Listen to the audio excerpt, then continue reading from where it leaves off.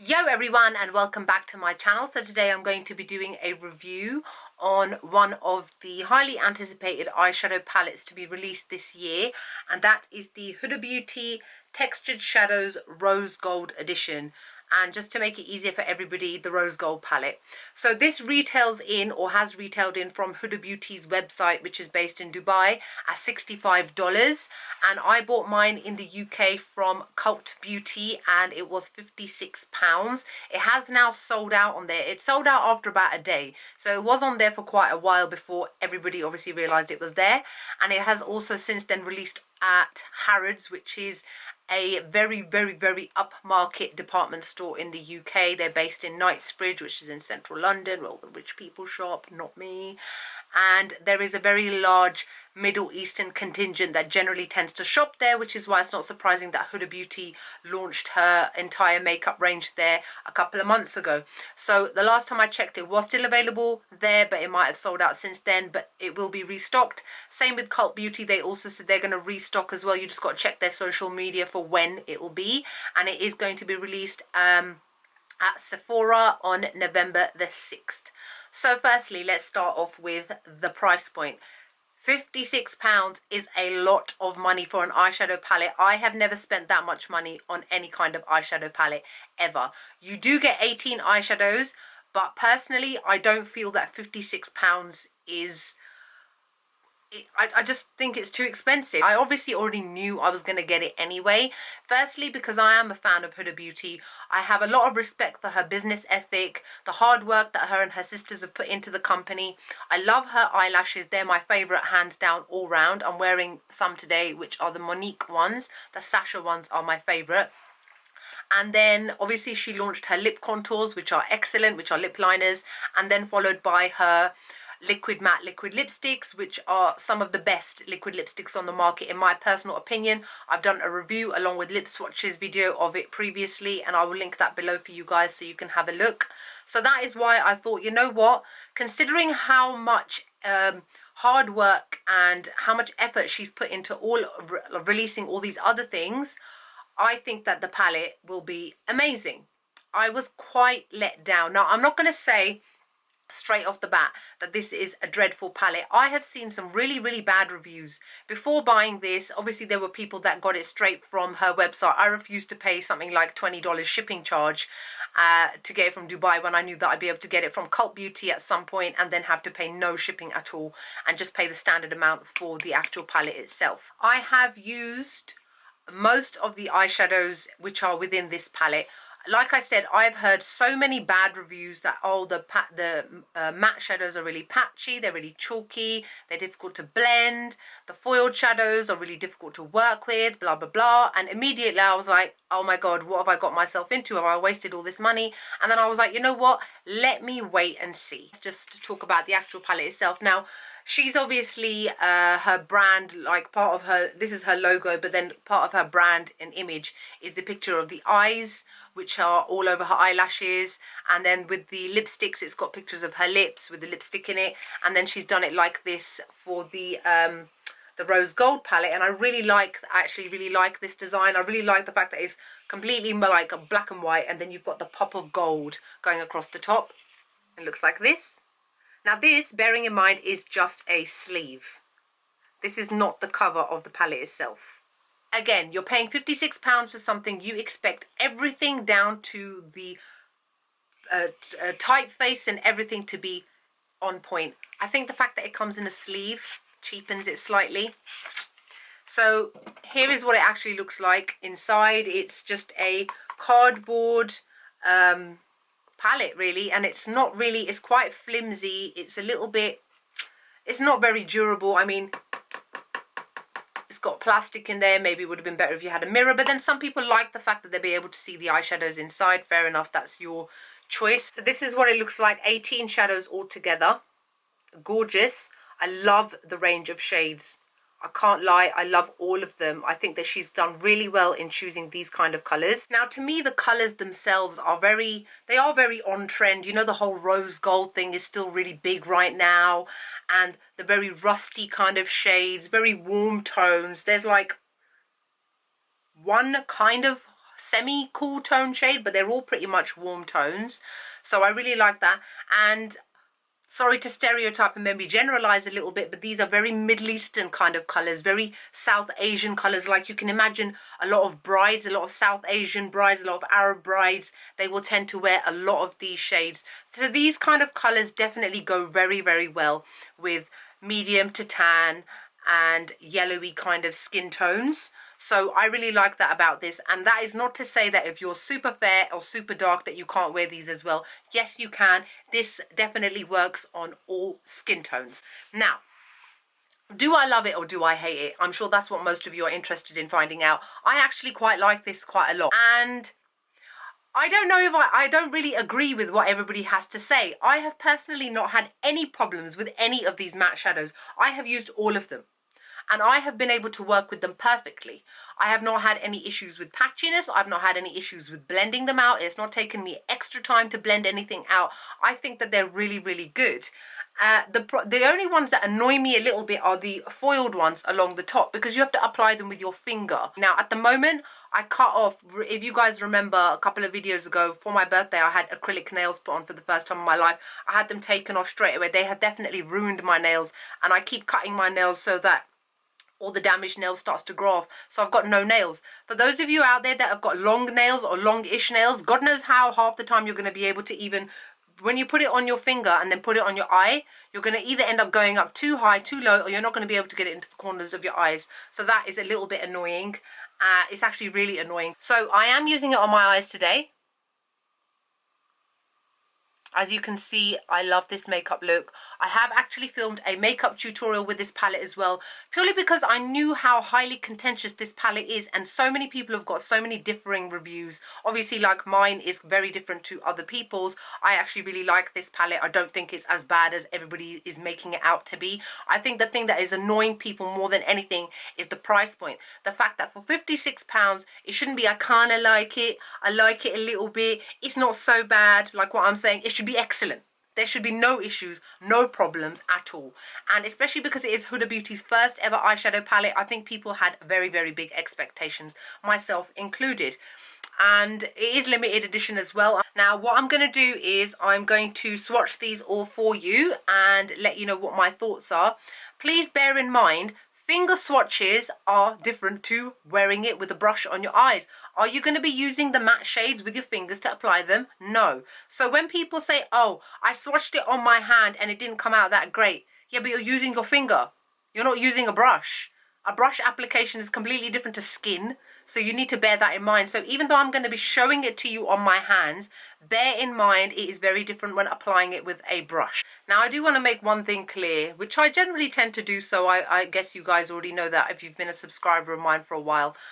I'm not affiliated to Huda in any way. I spent my own money on buying this. My reviews are not bought. These are my honest, general opinions. My opinion, obviously, is completely different to somebody else's. Everybody's entitled to their own opinion, but this is my channel. This is my video, so therefore it is my opinion and thoughts, right?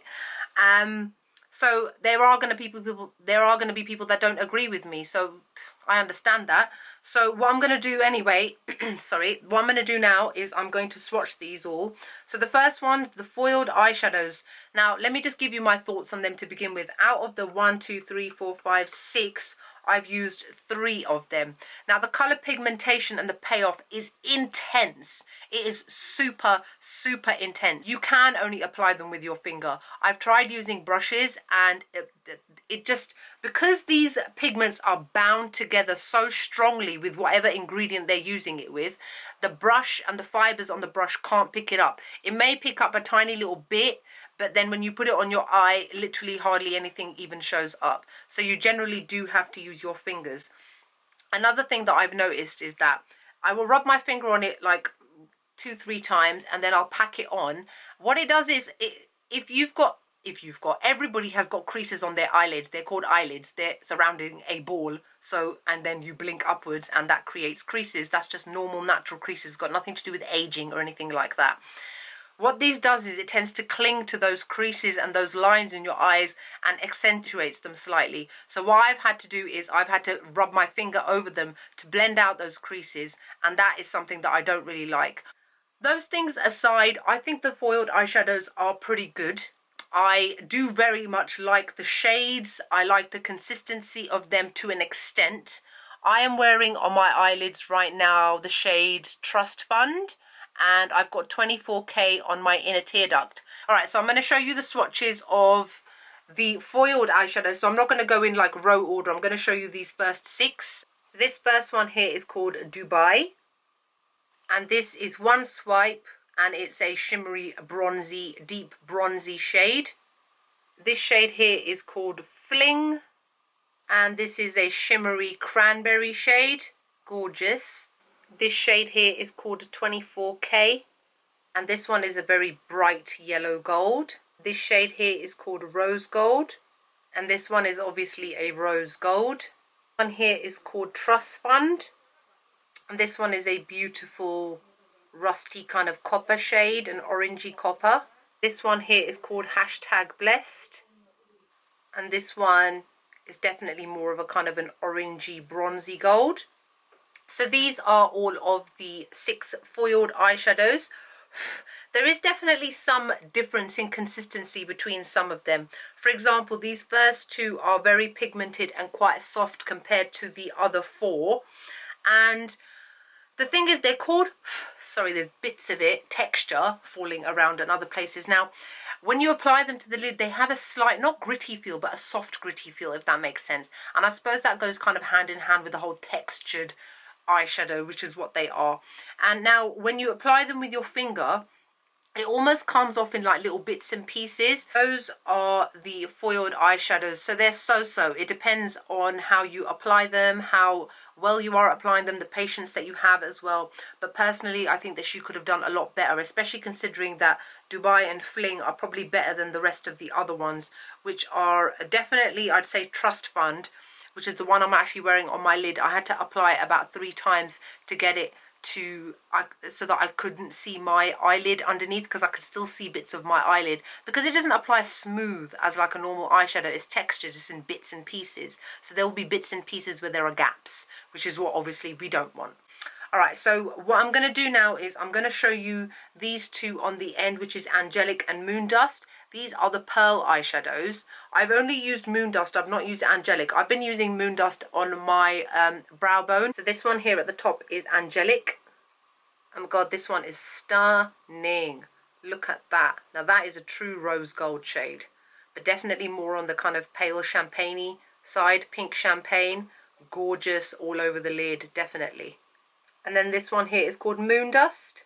It's a definite pale gold, like a pale beigey gold. It's gorgeous to use on the tear duct and on the brow bone, and very pigmented, very soft, both of them. So this matte shade here is called Bossy, and this is a gorgeous kind of maroon shade.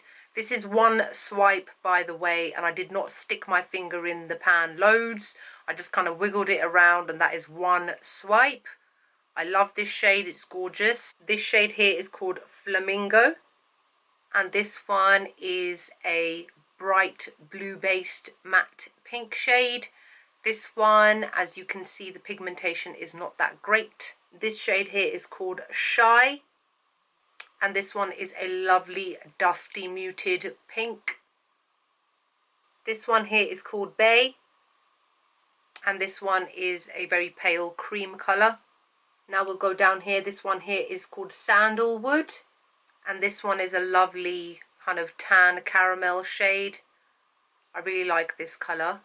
This one here is called Henna, and this one is a beautiful, very pigmented reddish brown. It's gorgeous. This one here is called Man Eater, and this one is a very bright muted red. You can be bright and still be muted, and that's this shade.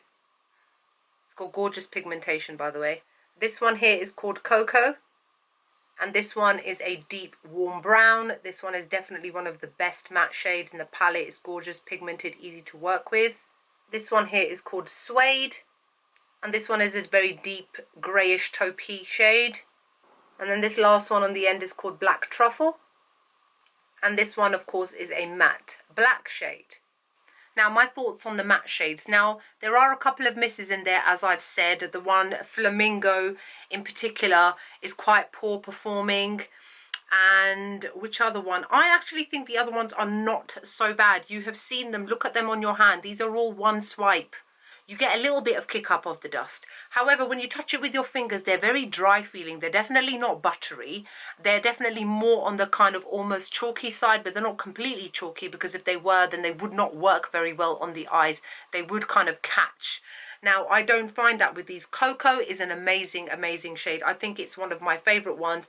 Cocoa, Man-Eater, Henna, they all show beautifully on the skin. However, when you apply it with the brush, only a little bit kicks up, but I do get a lot of product onto the actual brush itself. Now, what do I give it out of 10? I'm probably going to give it about a 6 out of 10. There is definitely room for improvement. It's not an amazing palette, but I wouldn't call it as god-awful as people are making it out to be. It really isn't that bad. However, for £56, I do understand why people are feeling slightly bumped, because they've paid that much for a palette which they assumed would be amazing, and it really is not that great.